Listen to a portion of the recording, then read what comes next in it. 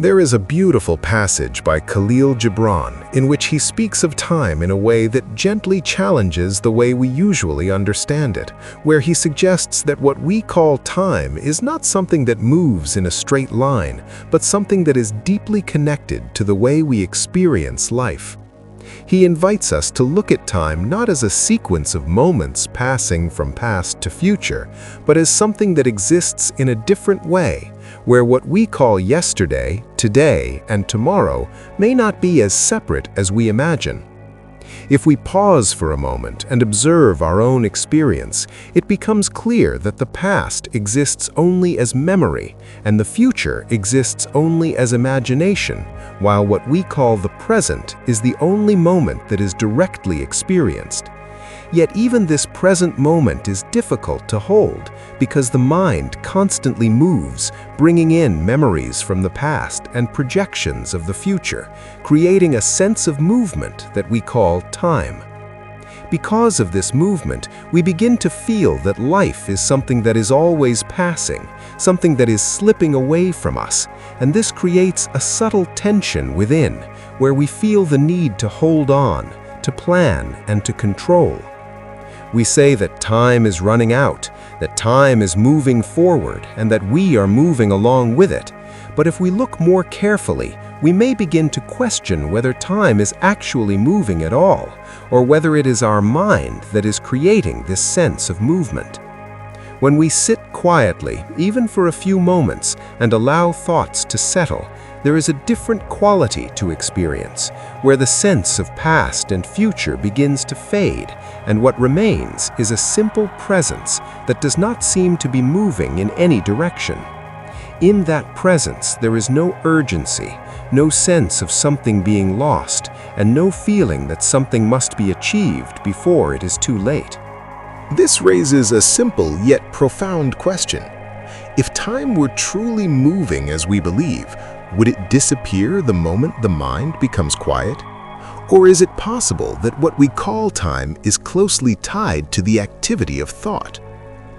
In daily life, time appears very real because it is measured, divided, and organized, and it helps us function within the world where we plan, schedule, and coordinate our actions.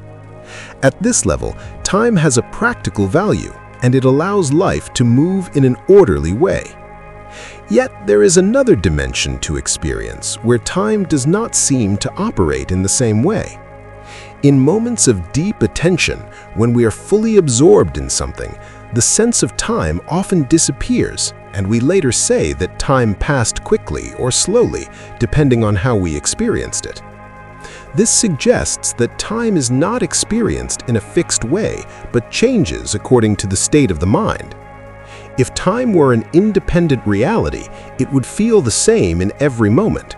Yet our experience shows otherwise.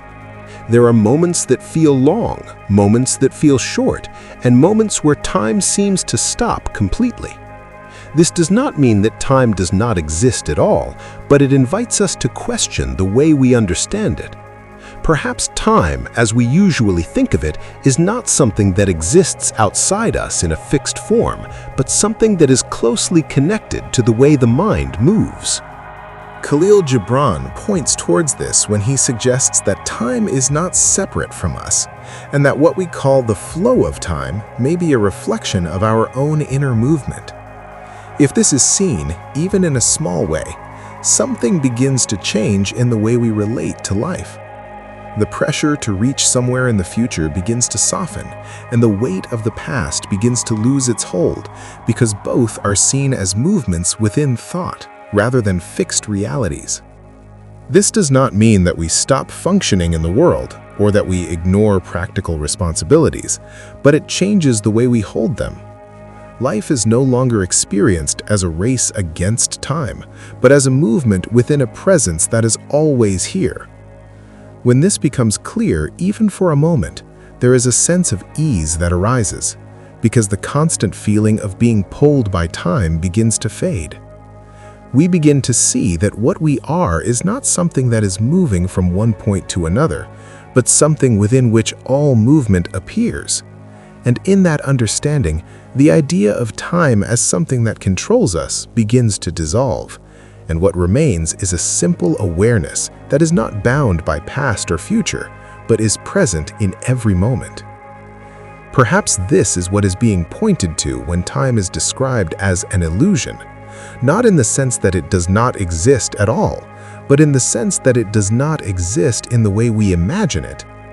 And when this is seen, the urgency that we carry begins to quieten, and life begins to unfold with a different sense of clarity and ease.